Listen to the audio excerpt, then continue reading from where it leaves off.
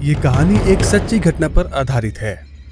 अगर रात के वक्त सफर करते हुए आपके साथ कोई ऐसी घटना हो जाए जिस पे आप लोगों को यकीन ही ना हो, यहाँ तक कि इस घटना के बाद आपकी पूरी तरह से रूह ही हिल जाए, तो शायद आप लोग रात में सफर करना ही बंद कर देंगे। ऐसा ही कुछ 14 नवंबर 1995 में चाइना के बीजिंग शहर में हुआ था। इस घटना के बाद से ऐसा कहा जाता है कि आज भी लोग रात में इस जगह सफर करने से डरते हैं। शुरुआत में तो इनकी बातों पर किसी ने भी यकीन नहीं किया, लेकिन अगले ही दिन जो हुआ उसके बाद इन लोगों की खोज और भी तेज हो गई। इस रहस्यमयी कहानी के बारे में जानने के लिए इस वीडियो को अंत तक जरूर देखिएगा। करीब 2 दशक से भी ज्यादा समय से रूट 375 की बस की कहानी सुनाई जाती रही है, लेकिन ये घटना कितनी सच्ची है इसका अभी किसी को भी कोई अंदाजा नहीं है, क्योंकि आज तक इस बस का रहस्य कोई भी नहीं सुलझा पाया है। ये कहानी बीजिंग से शुरू होती है।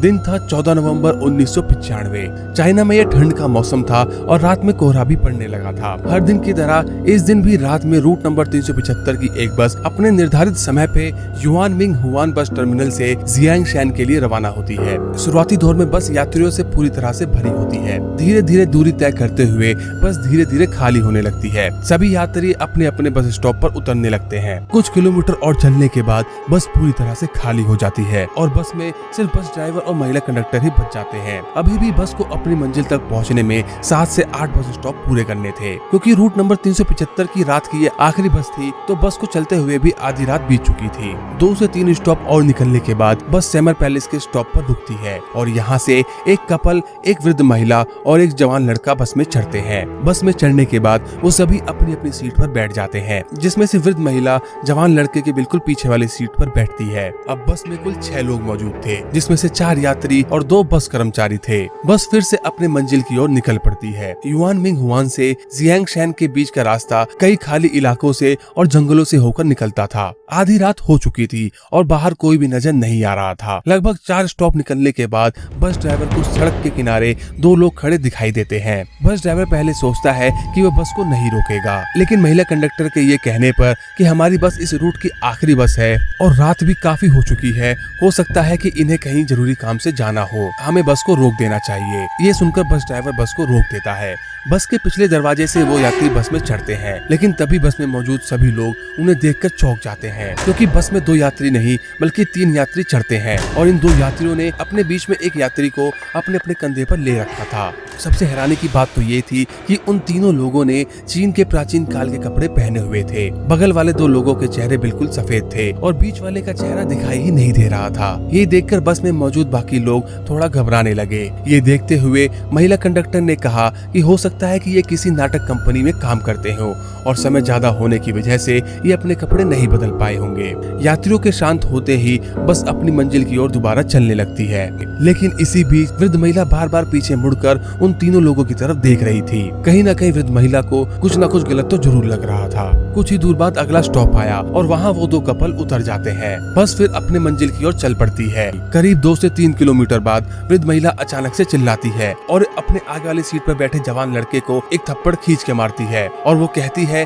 कि इस लड़के ने मेरा पर्स चुराया है और बस ड्राइवर से बस रोकने को बोलती है। बस रुकते ही वृद्ध महिला लड़के को लेके बस से नीचे उतर जाती है और बोलती है कि अब मैं तुझे सीधा पुलिस स्टेशन लेके चलूंगी। उनके उतरते ही बस आगे चल देती है। बस से उतरने के बाद लड़का फिर बोलता है कि मैंने आपका पर्स नहीं चुराया है, तो वृद्ध महिला बोलती है मुझे पता है। इस पे लड़का बोलता है कि आपने झूठ क्यों बोला, मेरी बस भी छूट गई है और अब मैं घर कैसे जाऊंगा। ये सुनने के बाद वृद्ध महिला बोलती है कि मैंने तुम्हारी जान बचाई है। वृद्ध महिला आगे बोलती है कि जब वो तीनों लोग बस में चढ़े तो मैं लगातार उन्हीं की तरफ देख रही थी और फिर अचानक थोड़ी सी हवा चली और उन तीनों लोगों के कपड़े थोड़े हवा में उड़ने लगे और मैं देखती हूँ कि उनके तो पैर ही नहीं है। और इसी बीच अचानक से मेरा ध्यान उस बीच वाले आदमी के चेहरे की तरफ जाता है, जिसे देखकर मैं तुरंत समझ जाती हूँ कि कुछ न कुछ गड़बड़ तो जरूर है और इस बस से हमें उतरना होगा। इसके बाद वो दोनों नजदीकी पुलिस स्टेशन में जाते हैं और सारा वाकया पुलिस वालों को बताते हैं, लेकिन कोई भी पुलिस वाला उनकी बातों पर विश्वास नहीं करता है और पुलिस वाले कहते हैं कि आप दोनों अपने अपने घर जाइए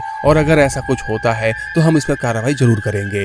ये सुनने के बाद वृद्ध महिला और लड़का अपने अपने घर चले जाते हैं। अगले ही दिन 15 नवंबर को पुलिस को सूचना मिलती है कि रूट नंबर 375 की बस अभी तक अपने आखिरी बस स्टॉप पर नहीं पहुंची है। ये सुनते ही पुलिस स्टेशन में हड़कंप मच जाता है। तुरंत ही वृद्ध महिला और लड़के को खोजना शुरू किया जाता है। पुलिस की पूरी मुशक्कत के बाद भी बस का कुछ भी पता नहीं चलता है। यहाँ तक कि उस रास्ते पर मौजूद सभी सीसीटीवी कैमरे को भी देखा जाता है, लेकिन उस बस का कोई भी नामो निशान नहीं मिलता है। 16 नवंबर को पुलिस को सूचना मिलती है कि एक बस नदी में गिरी हुई है। पुलिस मौके पर पहुंचती है और बस को बाहर निकलवाती है। बस के बाहर निकलते ही पुलिस ये देखकर हैरान हो जाती है कि ये तो बस नंबर 375 ही है। और सबसे आश्चर्यजनक बात तो ये थी कि ये बस अपने आखिरी बस स्टॉप से लगभग 100 किलोमीटर दूर मिली थी। बस के बाहर निकालने के बाद उसमें 5 शव मिलते हैं और शवों को देखते ही सबका माथा चकरा जाता है। बस कर्मचारियों के शव बिल्कुल ठीक थे, लेकिन उन तीनों रहस्यमयी लोगों के शव बिल्कुल सड़ चुके थे। जब बस अधिकारियों को ये पता चलता है कि बस अपने आखिरी बस स्टॉप से 100 किलोमीटर दूर मिली है, तो उन सभी को इस पर यकीन नहीं होता है। अधिकारी बताते हैं कि बस में इतना पेट्रोल ही नहीं था कि वो 100 किलोमीटर दूर चली जाए।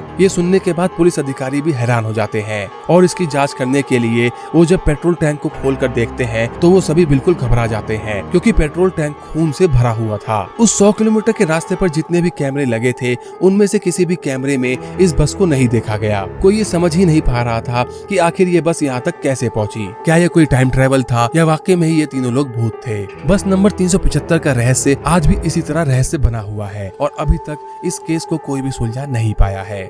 आज की वीडियो कैसी लगी इसे कमेंट बॉक्स में जरूर बताएं। वीडियो पसंद आई है तो इसे लाइक और शेयर भी जरूर करें। आप लोगों ने हमारे चैनल को अभी तक सब्सक्राइब नहीं किया है तो आप लोग हमारे चैनल को सब्सक्राइब भी कर दें।